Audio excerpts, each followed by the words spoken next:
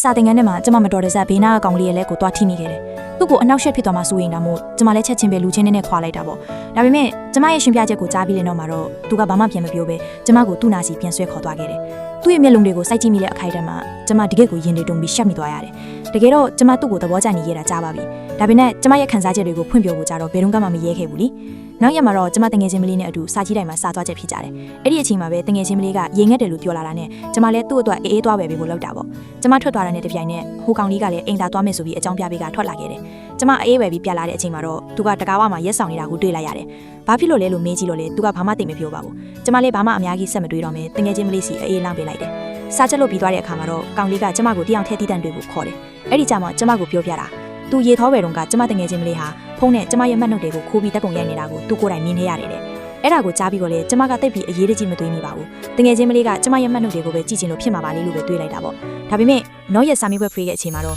တငယ်ချင်းမလေးကအဖြေတွေကိုသူ့လက်ခွာပေါ်မှာကြိုတင်ရေးသားထားတာကိုကျမမမျှော်လင့်ပဲမြင်လိုက်ရတယ်။အဲ့ဒီမြင်ကွင်းကိုမြင်လိုက်တဲ့အခိုက်အတန့်မှာပဲကောင်လေးတတိပေးခဲ့တဲ့စကားတွေကိုကျမချက်ချင်းပြန်တတိယသွားမိတော့တယ်။စာမေးပွဲအမှတ်တွေထွက်လာတဲ့အခါမှာတော့ဆရာကကျမကိုရုံးခန့်နဲ့ခေါ်တွေ့ပါတော့တယ်။ဘာလို့လဲဆိုတော့ကျမကအမြဲတမ်းပထမရနေကြဖြစ်ပေမဲ့ဒီတစ်ခေါက်မှာတော့ကျမရဲ့တငယ်ချင်းမလေးကကျမရဲ့နေရာကိုလူယူပြီးပထမရသွားခဲ့လို့ပါပဲ။ဆရာရဲ့မိခွန်းတွေကိုရင်ဆိုင်ခဲ့အခါမှာကျမဘာပြန်ပြောရမှန်းကိုမသိတော့ဘူး။ရုံးခန်းထဲကထွက်လာပြီးနောက်မှာတော့ကျမကောင်လေးကိုအဝေးကိုခဏထွက်သွားခိုင်းလိုက်တယ်။ပြီးတော့တငယ်ချင်းမလေးကိုရှာပြီးနေဘာလို့ဒီလိုမျိုးလုပ်ရတာလဲလို့မေးလိုက်တဲ့အခါကျမှသူကလည်းကျမသဘောကျနေတဲ့ကောင်လေးကိုသဘောကျနေမှန်းသိလိုက်ရတော့တယ်။အဲ့ဒီအတွက်ကြောင့်မလို့သူကကျမပိုင်ဆိုင်သမျှအရာအားလုံးကိုလူယူချင်နေခဲ့တာပါ။အဲ့ဒီအချိန်မှာပဲအတန်းပေါ်တွေကအတန်းလေးကိုရုတ်တရက်ပြန်ဝင်လာကြတယ်။တွဲလက်ပါလာတဲ့ကောင်လေးကိုလည်းမြင်တော့တငယ်ချင်းမလေးကသူပထမရသွားလို့ကျမကမနာလို့ဖြစ်နေတာပါဆိုပြီးလူလဲကြပြီးချက်ချင်းပဲငိုယိုပြီးပြောချင်ရတယ်ပြောပါတော့လေ။အဲ့ဒီအချိန်လေးမှာပဲတခြားအတန်းပေါ်မိန်းကလေးတယောက်ရုတ်တရက်ရောက်လာပြီးသူ့စကားကိုပြတ်ပြောလိုက်တယ်။တကယ်တော့အဲ့ဒီမိန်းကလေးကစာမေးပွဲတုန်းကတငယ်ချင်းမလေးခိုးချနေတာအားလုံးကိုမြင်ခဲ့တာဖြစ်ပြီးဒါတွေအားလုံးကလည်းကျမသဘောကျရတဲ့ကောင်လေးရဲ့စီစဉ်တစ်ခုပဲထင်နေခဲ့တာပါ။မိမိကိုအဆက်ခွေခံလိုက်ရမှန်းသိသွားတဲ့တငယ်ချင်းမလေးလည်း